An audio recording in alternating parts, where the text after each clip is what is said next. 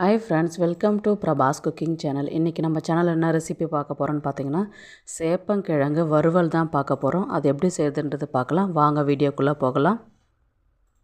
சேப்பங்கிழங்கு பாத்தீங்கன்னா நான் ஒரு 1/2 kg வாங்கி இருக்கேன். இத நம்ம என்ன பண்ணலாம் பாயில் பண்ணலாம். நல்லா அலசிட்டு நம்ம ஒரு வாணல்ல தண்ணி ஊற்றிட்டு உப்பு போட்டுட்டு நம்ம காயை வேக வச்சுக்கலாம். நீங்கள் இப்படியும் வேக வைக்கலாம். அப்படி இல்லைனா நீங்கள் குக்கரில் பார்த்தீங்கன்னா 3 இல்லை 4 விசில் விட்டிங்கனாவே காய் குழையாமல் இருக்கும். காய் குழையாமல் இருக்கிறதுக்கு உப்பு போட்டு வச்சிங்கன்னா காய் குழையாமவே இருக்கும். இது நல்லா வேக வச்சு நம்ம அதை பீசஸ் போட்டு எடுத்தாச்சு. தோலெல்லாம் நீக்கிட்டு இதுக்கப்புறம் பார்த்திங்கன்னா ஒரு பேனில் கொஞ்சம் எண்ணெய் விட்டு நம்ம இதெல்லாம் ஃப்ரை பண்ணி எடுத்துக்க போகிறோம். இது எதுக்கு ஃப்ரை பண்ணுறோன்னு பார்த்தீங்கன்னா நம்ம கருணக்கிழங்கு சேப்பங்கிழங்குலாம் பார்த்திங்கன்னா சாப்பிட்டாக்கா கொஞ்சம் நமிச்சல் இருக்கிற மாதிரி இருக்கும். நாக்கெல்லாம் நம்மன்னு இருக்கும். அதுக்கு தான் நம்ம எண்ணெயில் போட்டு வறுத்து எடுத்துக்கிறோம். இப்போ ஒரு பேனில் பார்த்திங்கன்னா கொஞ்சமாக 2 ஸ்பூன் கிட்ட ஆயில் விட்டு 1 ஸ்பூன் ஜீரகம், 1 ஸ்பூன் சோம்பு, 1 ஸ்பூன் கடுகு போட்டு அது நல்லா பொரியிற அளவுக்கு வெயிட் பண்ணுவோம். இப்போ பார்த்திங்கன்னா ஒரு கைப்பிடி கறிவேப்பிலை ஆட் பண்ணிவிட்டு அதுக்கப்புறம் 1 ஸ்பூன் இஞ்சி பூண்டு பேஸ்ட் ஆட் பண்ணிவிட்டு அதை பச்சை ஸ்மெல் போகிற அளவுக்கு நல்லா வதக்கி விட்டுக்கலாம்.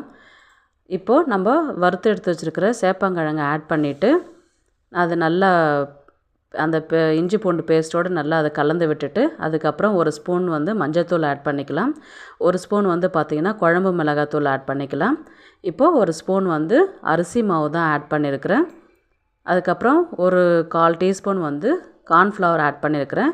இது எல்லாமே இந்த காயில் ஒட்டாமல் வர அளவுக்கு அழகாக நம்ம பெரட்டி விட்டுக்கிட்டால் அந்த நம்ம டேஸ்ட் பார்த்திங்கன்னா ரொம்பவே அட்டகாசமாக இருக்கும். இது பார்த்திங்கன்னா சாம்பார் சாதம், ரசம், தயிர் சாதத்துக்கெலாம் நம்ம சைட் டிஷ்ஷாக வச்சு சாப்பிடும்போது ரொம்ப அட்டகாசமாக இருக்கும். ஆல்ரெடி காய் வேக வைக்கும் போது நம்ம சால்ட் ஆட் பண்ணியிருக்கிறோம். இப்போ சால்ட்டு பார்த்துட்டு ஆட் பண்ணிக்கோங்க. இப்போ லாஸ்ட்டாக ஒரு ஸ்பூன் சோம்பு தூள் நல்லா ஃப்ரெஷ்ஷாக அதை அரைச்சது ஆட் பண்ணிங்கன்னா டேஸ்ட் அட்டகாசமாகவே இருக்கும்.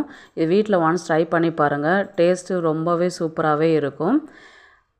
இது சாப்பிடாதவங்க கூட நல்லா விரும்பி சாப்பிடுவாங்க. மோஸ்ட்லி சேப்பங்கிழங்கு அந்த அளவுக்கு யாரும் அதிகமாக எடுத்துக்க மாட்டாங்க. நீங்கள் இந்த மாதிரி செஞ்சு கொடுக்கும்போது ரொம்பவே விரும்பி சாப்பிடுவாங்க. இந்த வீடியோ உங்களுக்கு பிடிச்சிருக்குன்னு நான் நினைக்கிறேன். நெக்ஸ்ட் ஒரு நல்ல வீடியோவில் சந்திக்கலாம். பாய். இதோடைய இந்த வீடியோட இன்க்ரீடியன்ட்ஸ்லாம் வீடியோ டிஸ்கிரிப்ஷனில் கொடுக்குறேன் நான். ஒன்ஸ் செக் பண்ணி பார்த்துக்கோங்க. பாய்.